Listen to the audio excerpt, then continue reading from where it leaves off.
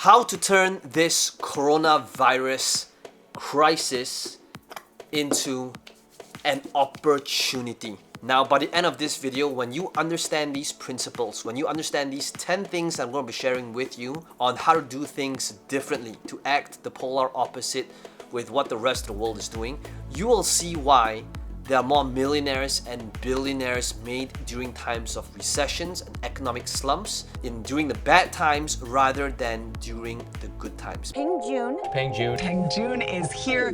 I want you to set your expectations high because I will massively exceed them. First of all, in Chinese, in Mandarin, crisis, which is 危机, also means, it's two words, it's danger plus opportunity.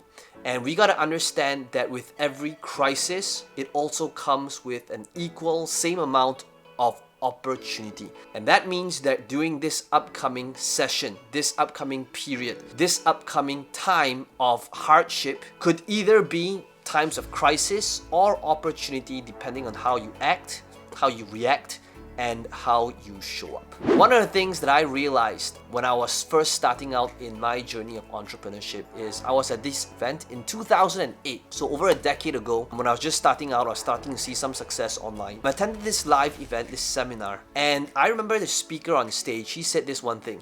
This was during times of crisis. This was during the subprime mortgage crisis where the world was, especially in the US, was panicking, people going through hardship. And he said this one thing. He said, America and the US is on sale.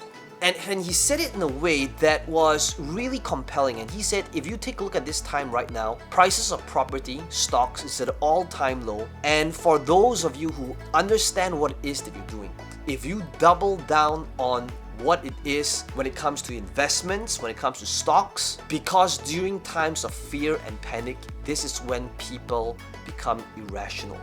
And that brings me to point number one. Point number one is to invest, not save. You see, during times of panic, during times of fear, that is when people become irrational. That's when people follow emotions rather than logic. And this is why during time like this, you will see the stock market tanking. You will see people wanting to sell and hoard on, either hold cash or like toilet paper. And during this time, this is the time to really keep your eyes open. And depending on what your financial strength is, your financial muscle, this is really the time to look out for opportunities. Because during a time like this is when most people want to liquidate, this is when people want to hoard cash.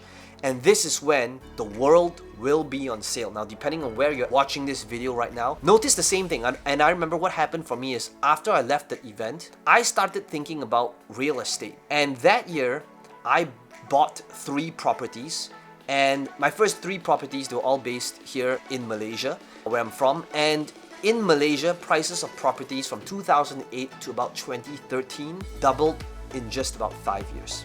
So that's number one. Number one is during a time like this, when everyone is panicking, if you can remove emotion from the equation and understand that this too will pass, it's a matter of just when. If you can understand and invest for the long term, for the next 10 years, 20 years, whether it's stocks, whether it's real estate, during a time when everyone is selling. Warren Buffett says this, right? He says that during a time when everyone is greedy, that's when you want to be fearful. But when people are fearful, that's when you want to be greedy. So that's number one. Open up your eyes, look around, and come from the angle and the mindset of investing rather than saving. That brings us to number 2. Number 2 is to grow, not shrink. During a time like this, here's what's going to happen. People are going to be on social media, and everybody is going to be in their chat groups, and depending on your confirmation bias, you are either going to be optimistic, or the other end of the spectrum would be extremely pessimistic, where the world is going to end, it's doomsday. And depending on your confirmation bias, you want to think about, are you currently being over optimistic or are you being really pessimistic? And if you don't know the answer, the way to think about it is just to think about the articles that you have been reading. Are you telling yourself, oh, this whole coronavirus thing is just a scam, it's a political thing perpetuated by some countries? Now, depending on what you're reading and what type of information you are consuming, this will determine how you look at what's going to happen, the situation, and what you focus on will grow. And this is the time to grow, not shrink. So because of this, most of the time, if people are focused on the negative side of things, that's when they will play smaller. If they're overly optimistic, they're not going to be worried about this thing. And which is right. The answer is nobody knows. And that's the answer. And if you can remove ego from the equation and understand that nobody knows the answer, and if you were to just focus on growing. So what that means is during this next, right now in Malaysia, the government just announced that the country is going to be on shutdown. So depending on where you're watching this, whether it's going to be 2 weeks, a month, 3 months, a year, nobody really knows. If you were to focus on growing and understanding that if you were to step up, that responsibility pays, that's how you grow, because your income will only grow to the extent that you do. So if you want to do the polar opposite and get different results from what everyone else is getting, you see, there's two parts of the equation. If you are a business owner, you want to focus on growing. If you are currently working for someone else, if you're an employee, understand that your leader, your boss, your manager, more than ever, this is a time that they need you. And this is the time when they will be really able to see when people show their true colors, because responsibility pays. So if you want to be able to get the most out of this, focus on growing, not shrinking. Number 3 is to hoard positivity and not toilet paper. It's insane. People are going to, and they're just wiping out the supermarkets. If we were to put this into perspective, I mean, just think about this. Our grandparents, great-grandparents, they've been called to fight in wars, to pick up guns. And what do we need to do? We need to stay at home and wash our hands. Perspective. If we understand that this too will pass, that this thing is temporary, it's going to be a couple of months, maybe a year, and if we understand perspective that right now, like real life, there's people losing their loved ones, and if we can be grateful and focus on the positive side of things, and this is not just random, law of attraction, let's hold hands, in fact, let's not hold hands, but focus on the fact that this too will pass and that you can't win the outer game if you're losing the inner game. Number 4 is to eat right, not junk. Just today, I've been seeing pictures on social media of people going to the supermarkets and buying up tons of instant noodles and beer and things that ultimately is killing them. People still forget that people die from being a diabetic, people die from sugar more than this virus right now. And more than ever during this time, this would be the opportunity, if you are locked down, if you're forced to stay at home, if you're quarantined, to double down on your health, on your diet, on the fuel that you put in your body, rather than eating crap and junk. Right now for me, even for today, for myself, I worked out at home. I normally would go to the gym. So I worked out at home. You don't need fancy equipment, you need your own body weight. And if anything at all, this would be the opportunity to boost up your immune system, to eat right, to take care of yourself, your mental clarity, your health, because you won't be able to function if you're putting crap in your body. So take this as an opportunity to look after your health, boost your immune systems, eat right, and gain back your physical as well as your mental health. Number 5 is to produce, not consume. If you're going to take a look at this shift, what is the shift? The attention right now when people are staying home and people are fearful is over here. And attention, we all know, is the new currency. And you could be like the rest of the 99.9% of the world, which is doing what? Consuming. Going on Facebook to look at what's happening in the world, to look at what their friends are posting, what people are talking about the virus, and be the consumer, or you could be the producer. Because right now, more than ever, people are going to be having their attention, they're consuming stuff, and you could be that 0.1% of people that put out content, like what I'm doing right now, because that's when people are paying attention. So whatever market they're in, don't touch my face, don't touch my face, don't touch your face.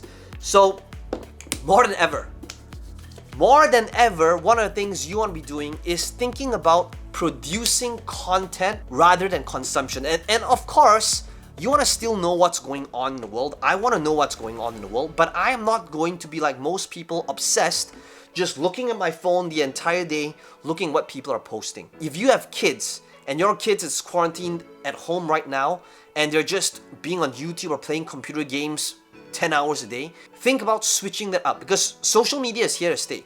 It's not about banning social media, it is about shifting from being a consumer to a producer. And when you are a producer, it's not about just monetizing, it's not about just having a bigger reach, but also, again, this is growth. One of the things you'll realize is that the best personal development seminar that you'll ever have, that no money will ever buy, is when you can contribute and teach by being a producer rather than a consumer. Because right now, more than ever, you are required to step up, to lead, because at a time like this, people need leaders more than ever. And what if you could be that person for your community, for your group? And that brings us to number 6, which is to plan, not panic. And this is where I'm going to be really practical and just ask you to think about reality right now. If you're an entrepreneur, whatever business you're in, let's face it, all businesses are affected. Whether you're selling physical products and now there's less demand, or you're selling physical products and there's more demand than ever, but let's face it, supply chain is affected. Whether you're in live events, if you're a coach, everything's affected. And chances are, you want to ask yourself, at this current rate, with the fall in demand or the lack of supply to meet up with the increase in demand, you want to ask yourself, at this current rate, what is your current run rate, and are you bleeding cash each month? Now, if you're an entrepreneur, if you're like me, chances are, no matter what, you're not going to want to let go of any of your team members. And the thing that you gotta ask yourself is, realistically, what's gonna happen if things continue being like this? Are you bleeding money every single month? Are you going through a negative cash flow? And if you are, one of the things you wanna do is, I get it, nobody wants to fire people, but this would be the time to have tough conversations with your team. And if you don't wanna let them go, and if you wanna lead them, this is the time when you actually have to say, guys, so very honestly, here's what we're going through right now. We are losing X amount of money each month, but here's what we're going to do in order to turn things around. We have 3 months, and unfortunately, if we don't turn this around in 3 months, this is what's going to happen. So if X happens, Y is going to happen. So you give them heads up, everyone's aligned, everyone's going to work towards that vision on wanting to turn things around. If you are an employee, if you are getting a pay cut, and we know this is happening in the airline industry, this is the time to double down and really, again, ask yourself, if you've lost a job, if you're going through a pay cut, how many months can you survive with your current reserves? And when you understand that this is, and you face reality rather than just brushing it aside, that's when you'll realize if you have to double down, if you have to take a job on Fiverr, if you have to do that side hustle so that you can earn that side income. Plan, not panic. When things like that happen, most of the time people will react.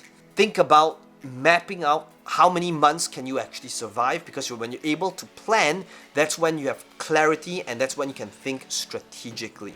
Number 7 would be workout, not Netflix. Now, during a time like this is opportunity to really just double down on yourself, on your health. It's not just financially, but take this as an opportunity where you can actually change the quality of your life if you are asked to work from home. So like just a couple of days back, I told my entire team that we're implementing a work from home policy for everyone indefinitely until this, things change. And it's not fear. I'm not somebody that is fearful of things, but it's just math. It's not prophecy, it's just numbers. And for me personally, I don't know, and nobody knows how long this thing is going to last. But if right now, if you are staying at home, which you should be depending on which part of the world you're watching this from, think about how you can actually be excited about your workouts. And there are tons of YouTube videos that you can follow where you can do the workouts at home and commit to doing a workout every single day to regain your health back, to boost up your immune system, because that would be the best way to fight the virus, other than washing your hands and keeping a safe social distance from everyone. And that brings us to number 8, gratitude, not complain. I believe that the quality of the questions we ask ourselves will determine the quality of our answers. And if we started with a crappy question would be like, Why does this have to happen to me? Why do I have to stay in? Why do I have to be quarantined? then you'll have a crappy answer. But if you begin with a great question, which is, how can I grow from this? What can I learn from this? How can I appreciate my relationships and my loved ones and my family even more than ever? And sometimes, as twisted as it may sound, a pandemic is what is required to unite mankind. But the quality of our question will determine the quality of our answer. If you can ask yourself, so what's great about this problem? What can I learn from this? How can I grow from this? That is how you force yourself to arrive at a better answer. Which brings us to number 9. Number 9 is to step up, not back down. During a time like this, when everyone is fearful, when everyone's being passive, this is the time to double down. If you take a look at most great companies came from a time of recession. Because think about it, during great times, there could be 30, 50 different companies, entrepreneurs, businesses in that same category. And the captain of the ship, their skill set is only truly tested not during the calm seas, because that's when everybody's a great captain, but a true captain is only really tested during the stormy seas. And this is when this will separate the average from the champions. And you gotta ask yourself, do you want to be just like everyone else being average, or can you actually step up, double down on yourself, your growth, and lead? Because more than ever, that is when the world needs you. And finally, number 10, the last one would be solve problems, not talk about them. You already know that money is the result of helping somebody else. Money is the result of adding value to someone else's life. Why would somebody give you money?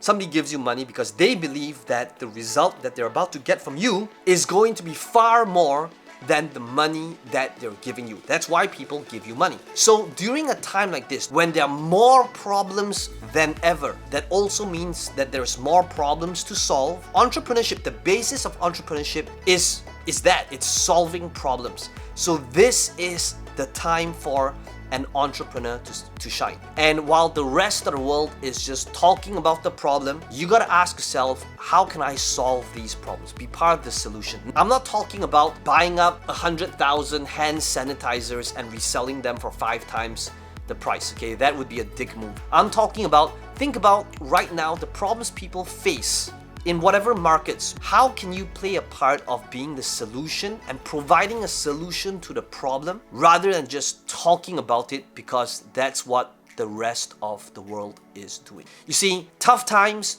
don't last. It's tough people that last. And it's never about what happens to us, but rather how we deal with it that will make all the difference.